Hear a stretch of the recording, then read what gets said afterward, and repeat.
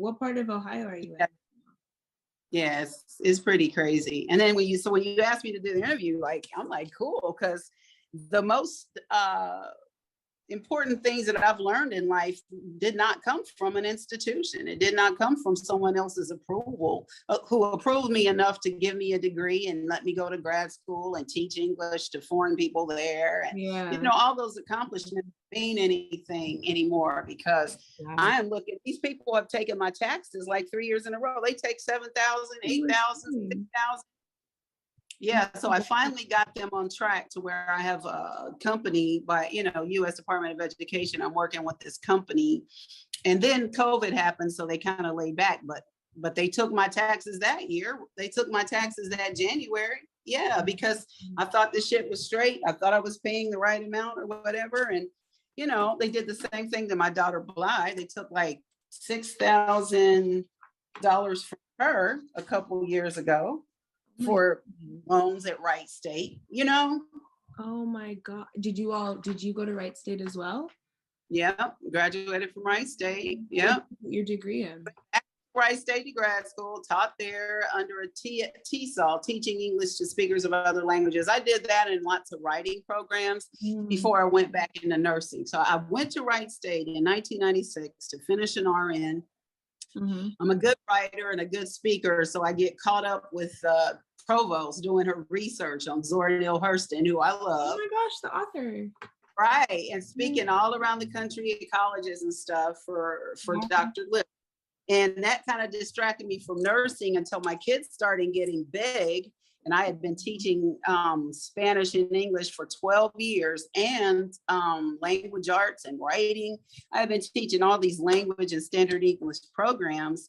And then my kids were getting big and I didn't want them to fail academically. So I said, well, let me go back and grab this nursing license. I'll make a lot of money. Yeah, I'm pretty clever. I'll pass the test pretty quick, which I did.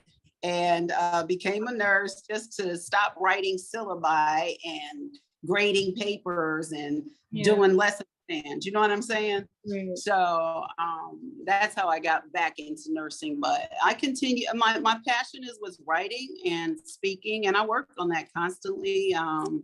You know, like I said, even becoming a health coach, that only costs like $5,000. This money I owe these people, this $190,000. You are lying. Let's see here. 128,860.47 that I'm on. Yeah. To get me through school, to get Bly through school, and John, some of it is my son John from IT&T. You know, yeah, just the whole impetus for the interview was for me to express my disdain over this bullshit. Yeah.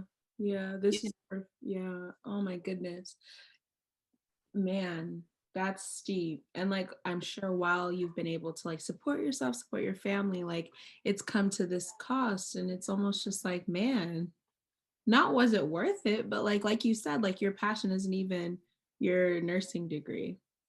No. But the money that I owe Wright State is all about writing in English. It's all about the years I spent there, finishing in undergrad and then going through grad school. So that cost, that's where that cost comes from. Yeah. Oh my goodness. And I had to take the loans out because I was raising the kids by myself. Their dad was in the street running around. Yeah. Were there any scholarships or funding offered to you? Okay. Yeah. That's what. So this month. Yeah. And a stipend for writing. So every quarter, we used to do quarters back then, not semesters.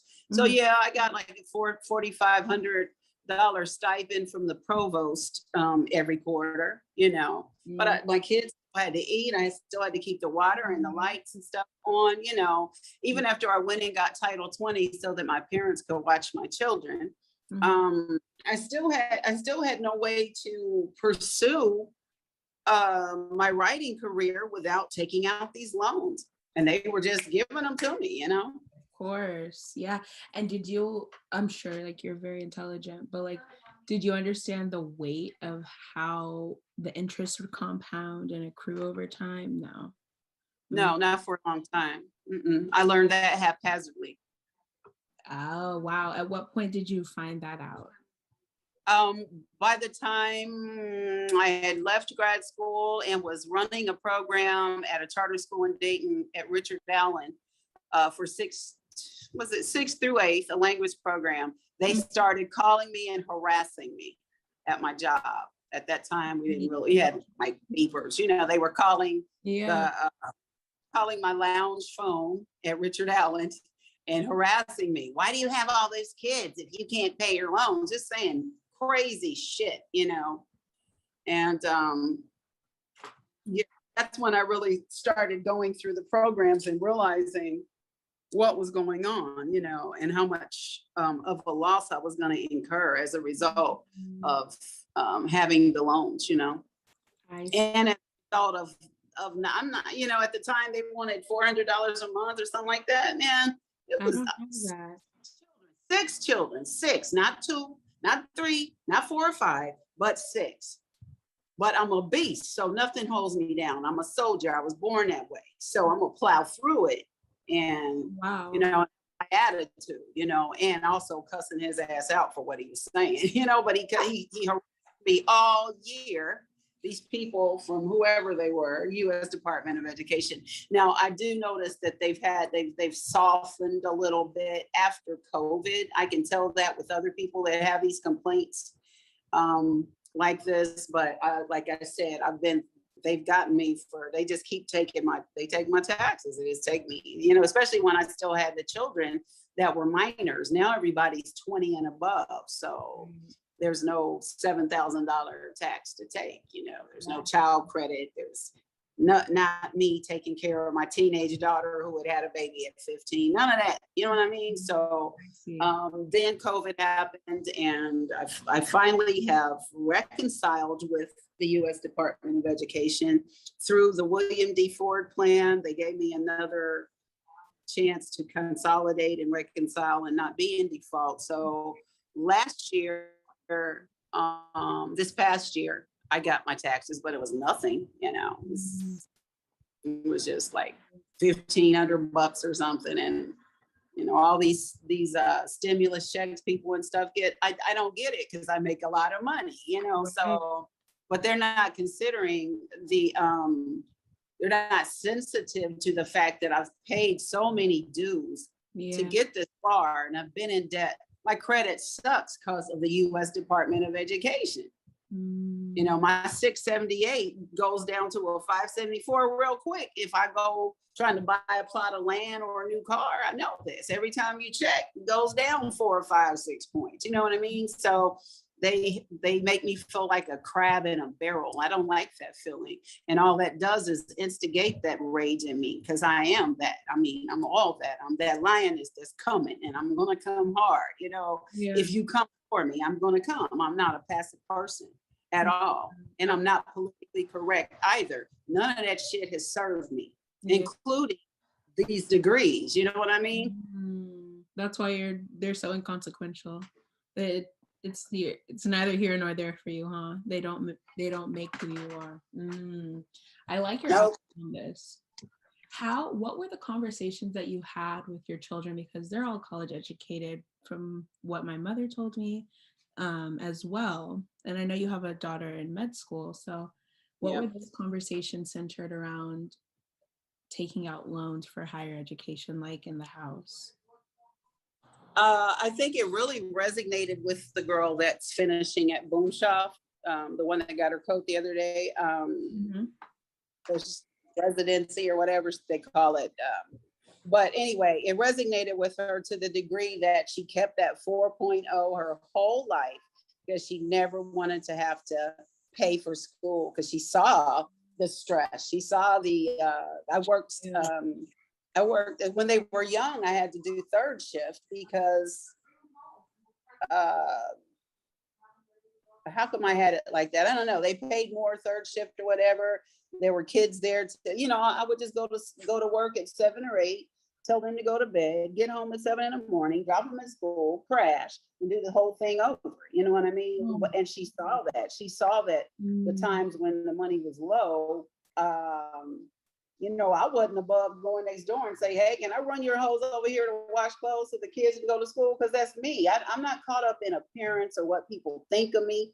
You know what I'm saying? So she watched me struggle. She watched how grimy it could be. She saw that we were coming up through the mud, and she wanted to emerge like, stainless, like a lotus flower. And that's what she has, focused on her whole life, is emerging unstained from the mud. Yeah. And in some ways, it's clouded her view. Like, it's clouded her, that raw view, that thing that you're born with, that intuition. I see that it's clouded by external things. And, even though she's fit and she goes work out and stuff, I would like to see her do more inner work, more meditation, less worry, keeping up with the Joneses. Like, okay, for going to University of Richmond, Virginia made her very snobby.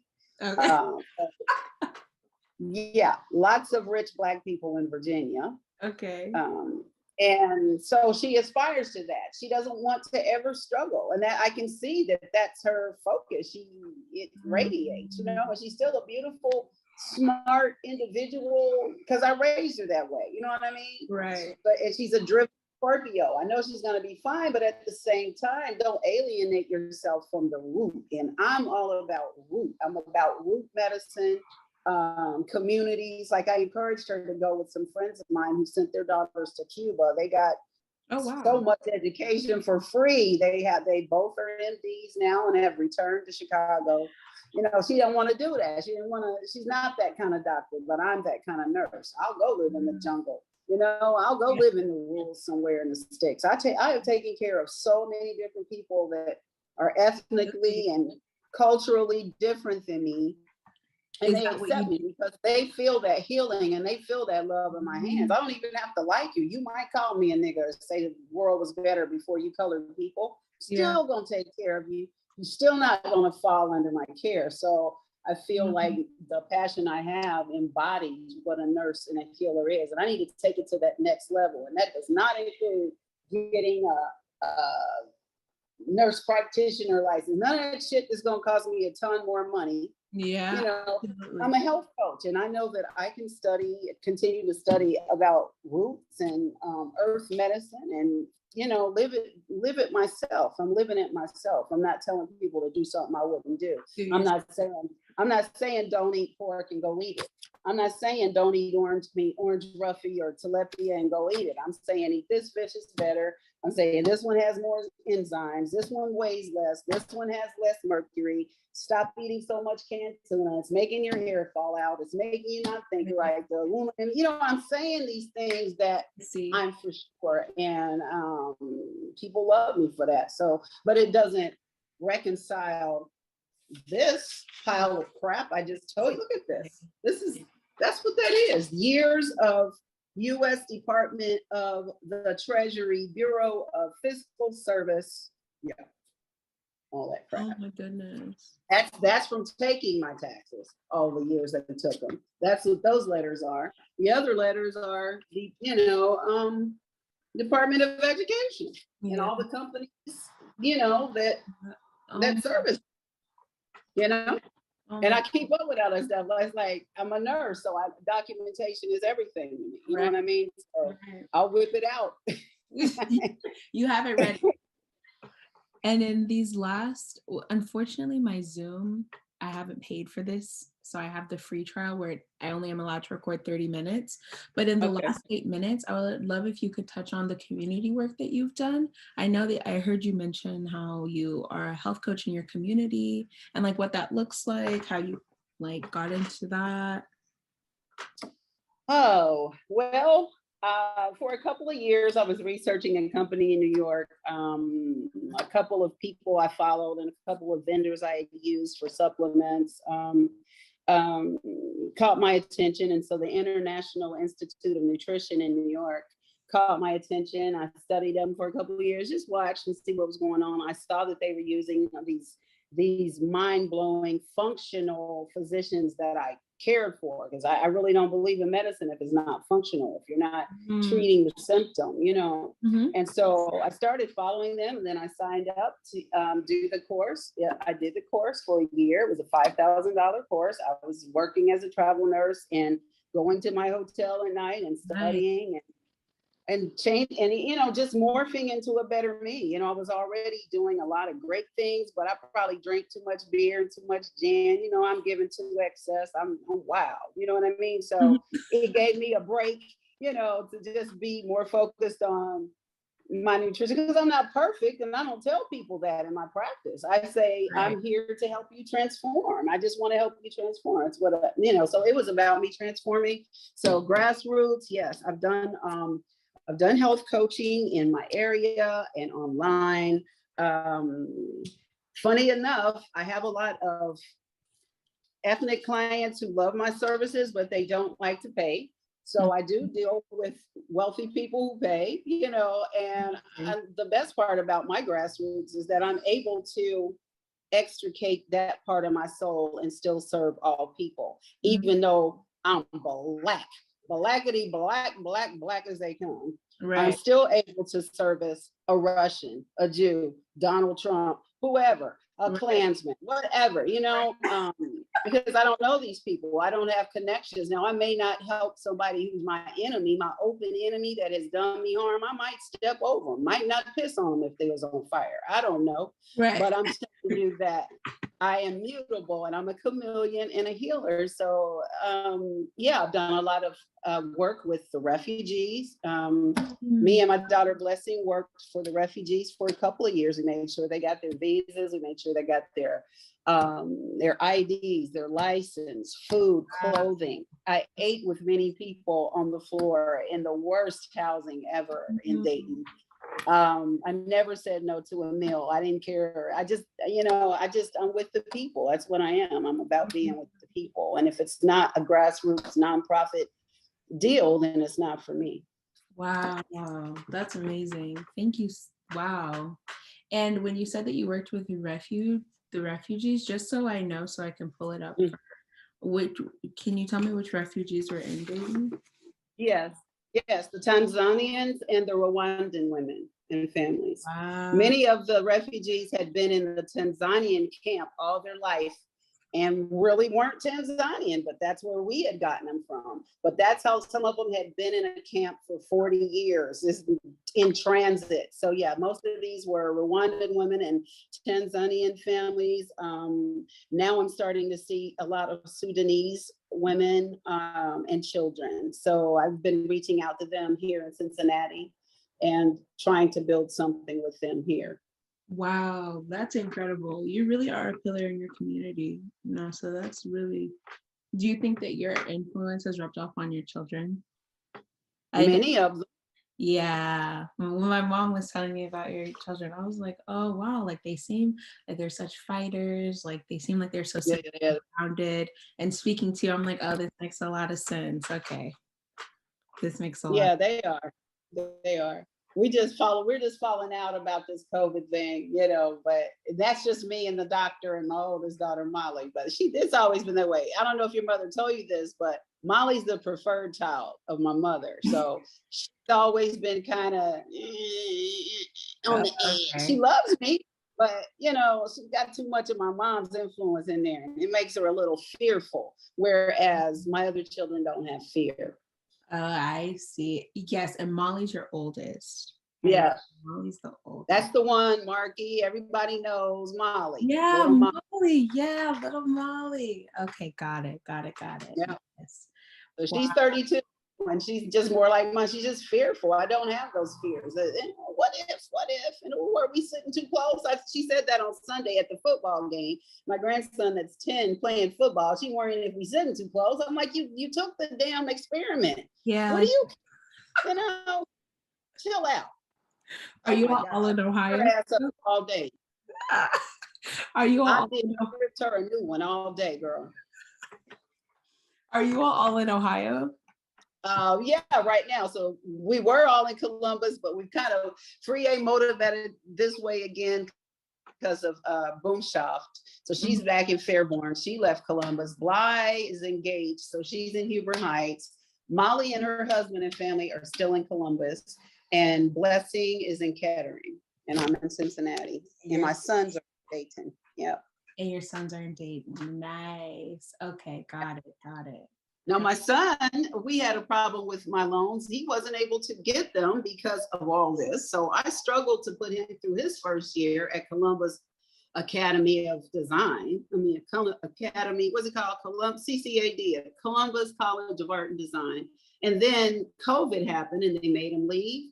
And he's so good. He makes so much money just doing t-shirts, graphics, paintings. Let me show you something. My son is he's a bad boy. Can you see it? Wow, he made that? Is that a rug? That's first he painted it and then applied it to a tapestry. Oh my gosh. Oh, wow. If you really look at it, I'm going to take a picture and send it to you because I want you to see it. He's so influenced by Haitian artists because Josh is half Haitian. So it kind of so he's like, screw it. You don't have to ever worry about paying this $1,800 every quarter again or whatever I was doing there. And that's because his scholarships were short, $1,800 a semester or whatever. So whatever it was, I had to pay like $1,800 a month. And then COVID happened and he left. He said he's not going back. And because I have such lament and disdain over this, I said, forget it. Don't go back. Do your thing. Do your thing. Yeah. Man, well, he's a very talented artist, so I think he'll be secure either way. I think he's super great. Yeah, he's great. Yeah, my son John is great too, but he's a genius type dude, so he's kind of savant. He don't care. He's just excellent, and he's really, Josh is probably as great as he is from looking at his brother, but John doesn't care. He just doesn't got it. Like he's out there like Jimmy. He just wants to play his guitar and sing and smoke out, you know. Wow. Be a beautiful soul, and he is. So he's raised a lot of the grandkids are very influenced by Uncle John because he just makes sure the kids are safe, you know, and plays music, and he's so well spoken, and he can stand up and give the most profound extemporaneous speeches. He's like seriously a savant. Wow. He's the one with the crazy afro in the pictures. He just don't care. Yeah, I think my mom has shown me pictures of him as well. And he's in too. Yeah, he's awesome. He's a beautiful man. He really is. 28. I'm like, find yourself, you know? Yeah, go out, do you. Yeah. Go out and do you. Well, thank you so much, Nasaah. This was really great content for us. I'm going to email you our website, and hopefully you sign the petition so we can push President Biden to cancel $50,000 of federal student loan debt, which is literally exactly what it would be a game changer. Yeah. And I'm also going to email you so we can send you some merchandise, or not merchandise, but just like our shirts, some stickers if you want to wear. Yeah. It has 1,000 women strong and like some Black women with afros. It's really cool. I like that. Okay, good. But yeah. Nice. But thank you again for your time. I really appreciate it. It's nice to get to know you and talk to you. Let's keep doing it. Let's make a movement. It starts from the bottom up, you know? It does. And when we have our next campaign, I'm sure you seem very opinionated and grounded in your community. I'd love to get your thoughts on the other like conversations that we're going to have with people too. That would be great. I would appreciate it. Okay, yeah, for sure. I'll make sure I have you down. Awesome. Okay, thank you, Nasaah. Okay, take care. Okay, You too. peace. Bye-bye.